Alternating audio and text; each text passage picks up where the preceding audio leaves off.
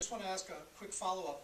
Are you able, given the resources you've got, to help that teacher come along and get the support and get the guidance so that she can learn the craft of teaching in the classroom? Yes, we are working with her. Luckily, she wants to be a better classroom teacher. She wants to be in this environment. She is behind the mission of the school.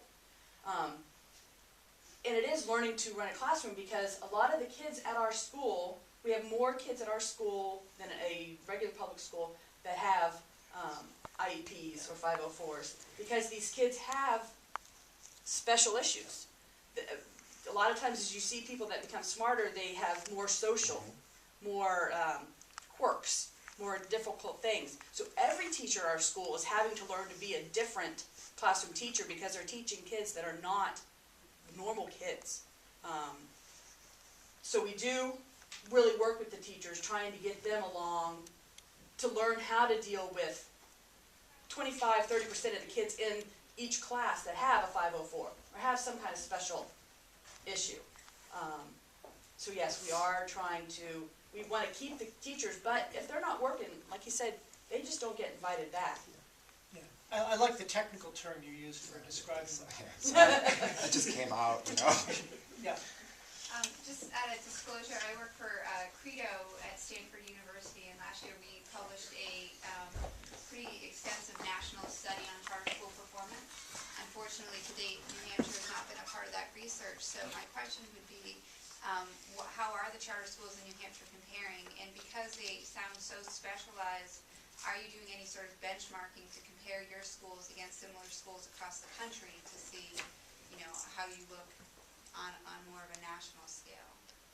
So. We're hoping to get there. We're hoping to get there. The truth is our resources are so spread thin that we find ourselves at 8 o'clock that night going, okay, we addressed all the kids' needs, let's go to bed.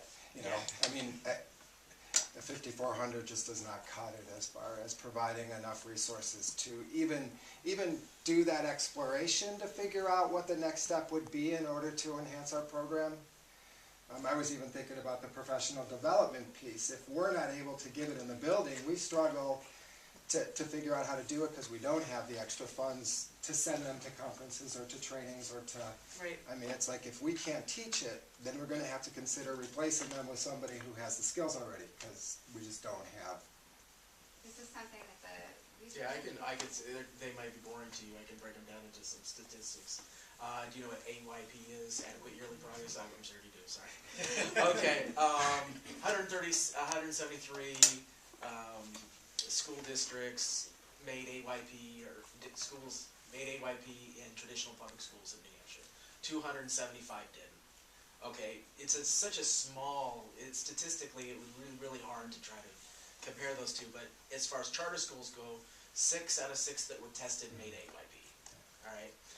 4 of them were designated as small school districts. Yeah, exactly. Yeah, they didn't have enough students, so what they're going to do is they're going to test those kids over 3 years, then add it up. Yeah. And there were I think 12 traditional public schools who were in that category also. So 6 out of 6, 6 out of 10. You're definitely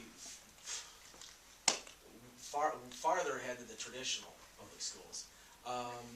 Also, the Academy for Science or Design over here, in its second year, it scored on the kneecaps, I think it was first in state in mathematics, second in state in science, or did I might have reversed this? No, that's correct, because we didn't have 11th graders right. to keep going up, so some of the numbers we didn't get to compete in yet. So these are definitely schools and people that are just passionate about their work, and they're putting in that time, and I think that's pretty amazing results, considering they only get 54.50 per student.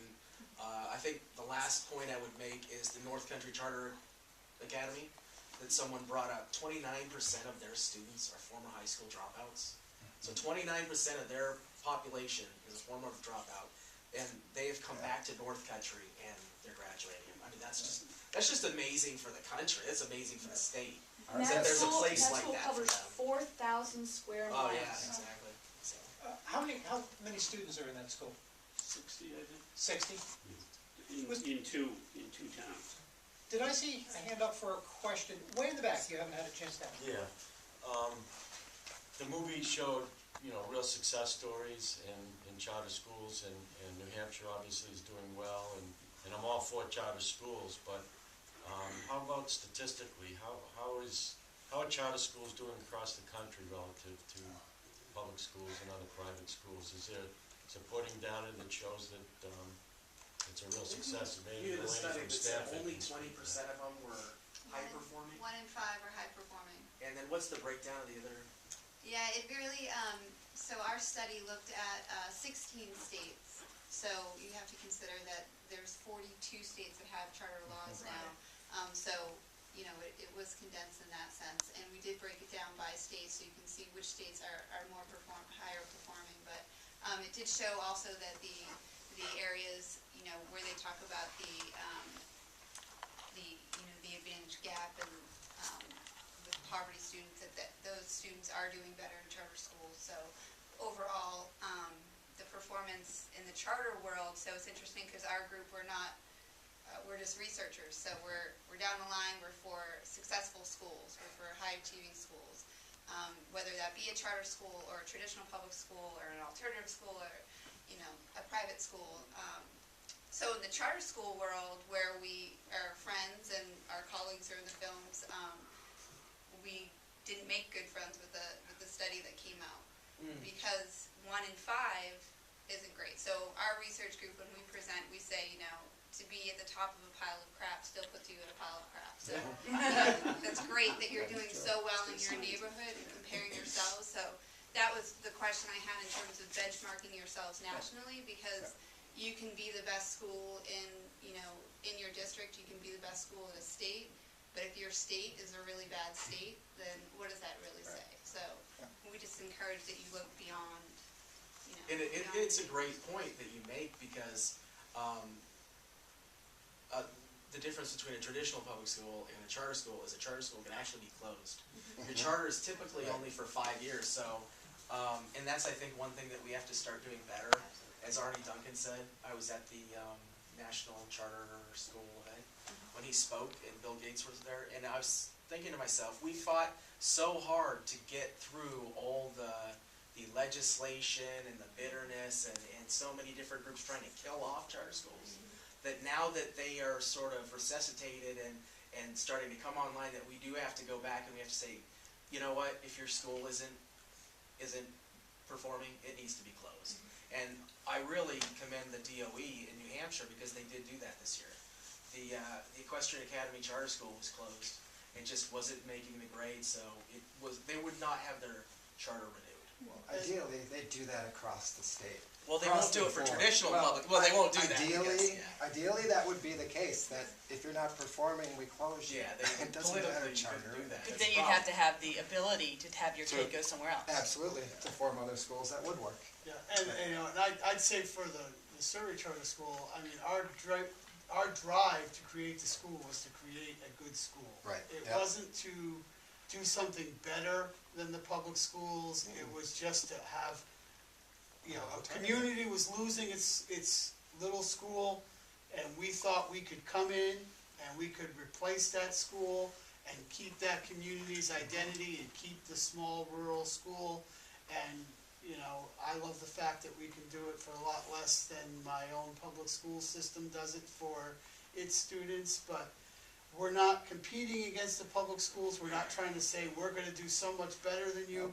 We just want to do a good job at teaching the kids that come to our doors. And I think our smallness really is a I key think our aspect. school has that same attitude. I would agree that you just want to do a good job for what it is that you've chosen is important. Offering kids the opportunity to excel and be comfortable in a school with peers that are more like them. That is something that was important to us, and I think that is something that we're accomplishing. We'll take a couple